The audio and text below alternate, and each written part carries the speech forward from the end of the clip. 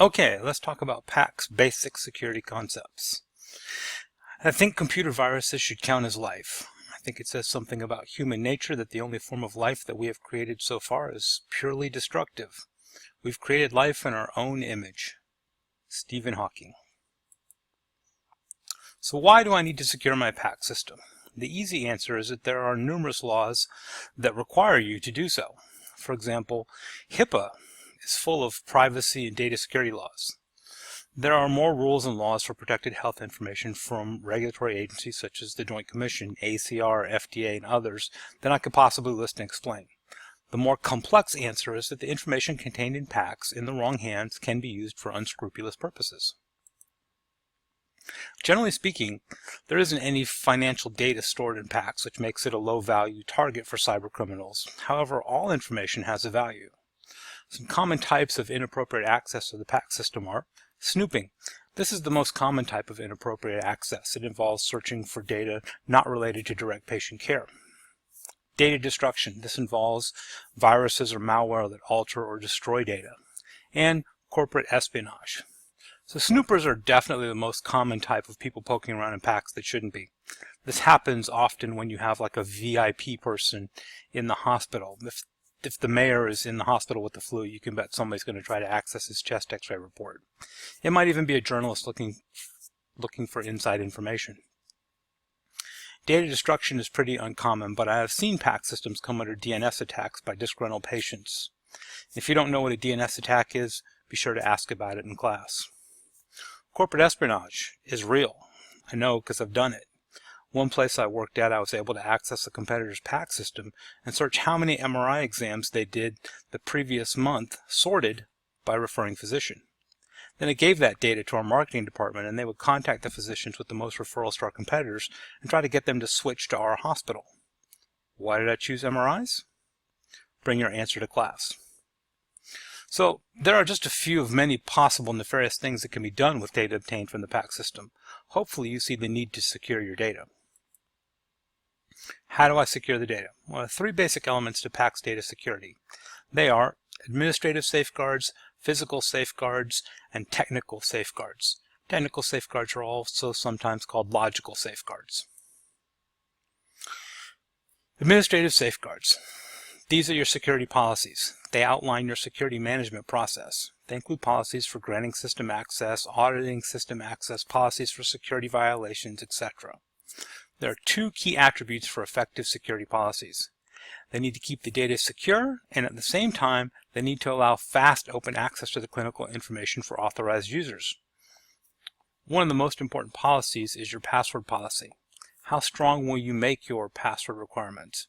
Are you going to ask physicians to remember a 16-character password made up of numbers, letters, and special characters? Or will you have them use a 6-letter password? How often does the password need to be changed? Every 30 days? Once a year? Can you reuse passwords every second time, third time? This is an example of how you need to balance keeping the system secure while still providing easy access for your customers. Physical safeguards. These are tangible security elements in the environment. Examples of physical safeguards are the door to the network operations closet in radiology is locked and only IT has a key to get in there.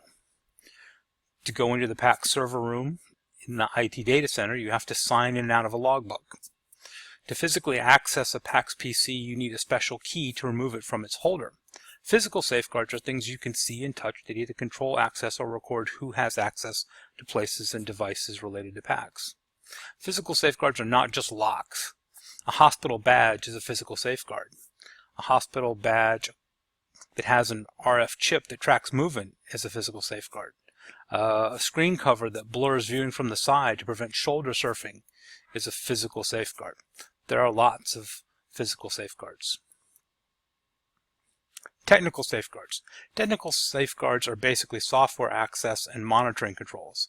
Examples of technical safeguards are a user needs to log in and a password to access the system, access control based on your user role, and data encryption. Technical safeguards are things the system is programmed to do to control and monitor what a user does in the system. Doubling up on security. For the most important parts of the PAC system, it's a good idea to combine both physical and technical safeguards. This is called two-factor authentication. It's a combination of what you have and what you know.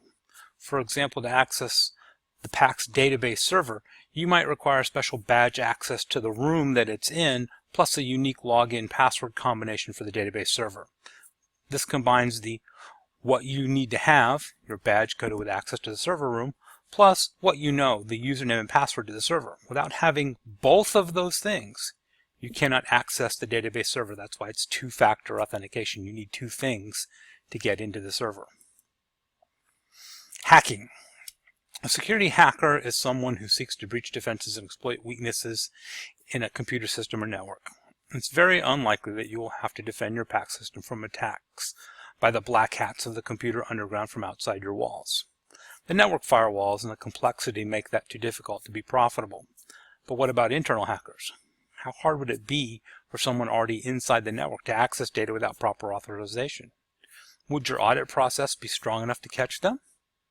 Well, I was poking around in a competitor's database for months and they never caught me at all, so their auditing wasn't very good.